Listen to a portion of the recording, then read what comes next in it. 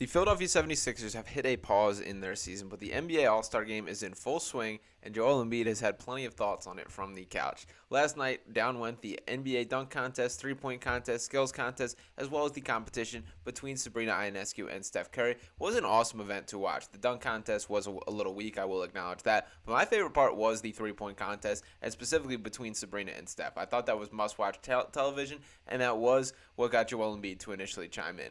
That first tweet that Embiid sent that sent some shockwaves around the internet, as he tends to do, was that Kenny Smith been drinking, LMAO. Now, the context of this coming after Kenny Smith calling the three-point contest with Sabrina and Steph, I do think Embiid is a little bit right in the situation. That I did think Kenny Smith was very bullheaded on the concept that Sabrina should have shot from the WNBA line rather than the NBA line. Personally, I'll give a full hat tip to Sabrina for stepping up to the challenge, shooting behind the NBA lines, and shooting incredibly well. A number that would have put her in the finals for the straight-up three-point contest just was not quite enough to beat Steph Curry. This is no slight at Sabrina Ionescu whatsoever. I thought she put together a ridiculous performance. Steph Curry just happens to be the greatest human being to have ever shot a basketball before when it comes to just pure shooting and the volume of three-point that he's able to do. So it was cool that the NBA put on that event. I did think that it was cool to see how many people got fired up, had opinions, and frankly, a great thing for women's basketball. You can feel how you want to feel about all that, and everyone can have their opinion, but I do think it would be a little ignorant at this point in time not to at least acknowledge how many incredibly talented females are playing basketball on a massive stage. Even the Caitlin Clark story this week was awesome, seeing her break the collegiate record for most points scored, doing it on a half-court pull-up in the only fashion that she could do was very cool as well. But there was another moment that got Joel Embiid sparked up in this NBA All-Star event as well, and it is what I touched on, the snooze fest of a dunk contest that did occur, and that brought Joel to take to Twitter and voice his thoughts saying, quote, "I'm a professional hater, but I'm not hating when I say I could win the dunk contest with these scores, but not sure the knees would allow it, LMAO." So first off, congrats to Mac McClung winning for the second consecutive season. Former Sixers player, former two-way Delaware Blue Coats player, awesome dude, very happy for him with everything. I see no world where I want Joel Embiid ever participating in a dunk contest whatsoever, because he is right. I don't know if the knees are going to allow it, and that is the concerning part. That even at this point in time, we sit waiting on bated breath for an update on Joel Embiid's knee, what we're looking at, and what the Sixers' chances are when he does return to the court, because they're drastically different with him and without him. But I will say, there was a point in time which Joel Embiid absolutely could have won that dunk contest. I do think it was cool that Jaylen Brown kind of broke the stereotype a little bit, and that he did become a guy that is playing in the All-Star game, which is going to be played tonight while participating in the dunk contest. He's the first guy since DeAndre Jordan. I believe it was in 2017 when DeAndre Jordan was a guy who participated in both the All-Star game and the dunk contest. But I also do think there's a difference between having the best players in the dunk contest and having the best dunkers in the dunk contest. And that's why we're seeing the guys like Mac McClung, even Jacob Toppin, who's played 14 total NBA minutes and representing the New York Knicks, brother of Obi Toppin. Thought he was okay last night. He didn't blow me away either. So I do think that there's a little bit split in that, which is worth noting in the conversation. But I do think just all around, the dunk contest needs to be improved upon. That these guys got to come up with a little bit more. No slight to Mac McClung, but I do think Jaylen Brown very much underwhelmed me last night. Now, it did get me to thinking about the progression of Joel Embiid. As I mentioned, there was a point in time and when that was kind of his calling card, was he was a guy that caught alley-oops. He was athletic. He was a shot blocker. This looking more like the Joel Embiid of his Kansas days. He had the first 2 seasons of his NBA career in which he missed out and really drastically changed his game, polished his offensive abilities, and that's where it started creating the options as far as him being capable as a mid-range shooter, him having the post polish that he does. And I wanted to look at his specific shot selection this year. I was pretty blown away just how little Joel Embiid does dunk the ball. So to look at that specifically, this being from this specific season of Joel Embiid, that layup or the jump shots far and away lead the shot attempts. Him shooting 448 jump shots this year, overall at a 46.4% field goal percentage there. And then layups are his next highest shots with 224 layup attempts on the year, shooting 62.5% on those. You got to go all the way down to dunk, which he's only had 22 dunk attempts this year, going 19 of 22 on those attempts. He's had more hook shots, more tip shots, more finger rolls, 0 for 2 on alley-oops, which I wanted to note as well.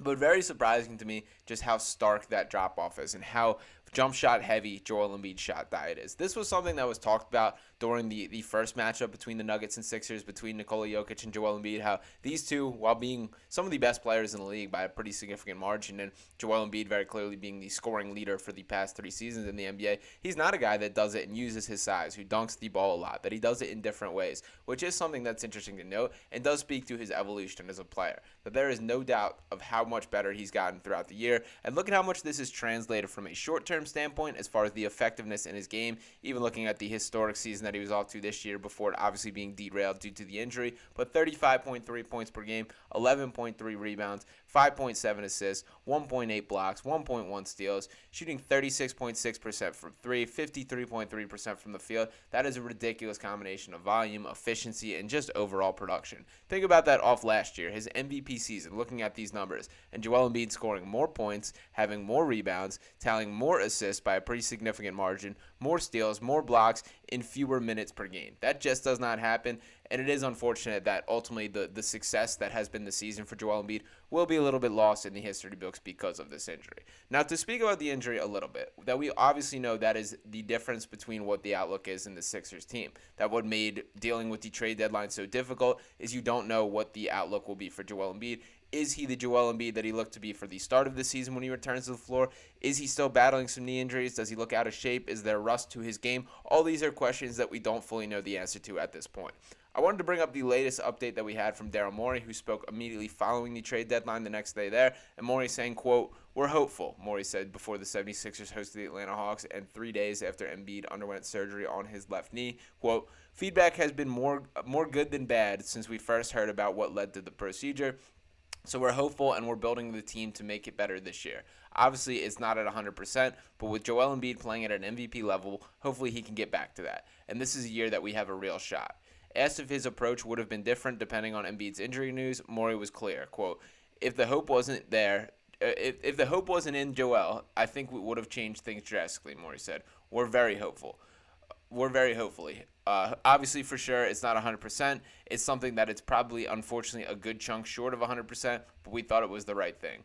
There's a lot of ways not to win the title. Winning a title is hard. Joel not coming back at the level we hope is one of the ways we can't win a title this year, and most likely. But you always want to be among the best teams, and that means taking a risk on the injury front, and that's where we're at right now. So pretty well thought out thoughts by Morey as a whole. A little confusing on the wording on a couple of those things there, but I do think that the overall message is clear that this team has not punted on the season and is fully waiting in hopes that Joel Embiid will return. I do think that they're going to play everything entirely close to the vest as far as any sort of opinion on what the conversation is, of any knowledge that they have. That I think that's a little bit of a two-way street as well, and seeing where the Sixers team is without Joel, as well as seeing how Joel responds to treatment. That if this team totally bottoms out, does not look like it has the pieces if he does step on the court, and they slip down to a potential 8th seed, 9th seed, something like that. If they have a really bad second half of the season following the All-Star break, the Sixers are going to be less likely to rush Joel Embiid back and make sure that he's ready to come back to the floor. Obviously, you have to weigh the short-term and long-term effects here. That winning a championship is the ultimate goal, and I do think this team has a chance this year, but that's only if they're looking like they have a chance, and this team is able to tread water, stay afloat without Joel Embiid during the next coming weeks following the return for the All-Star break. And also, obviously, depending on what the outlook is from the doctor perspective of Joel Embiid. Does it put a higher risk of him returning to the floor now? Is it worth it? Is it better off going fully for this cap space plan, attacking free agency, getting these stars, the big names that Daryl Morey wants to add to this team, and then truly going for it next year?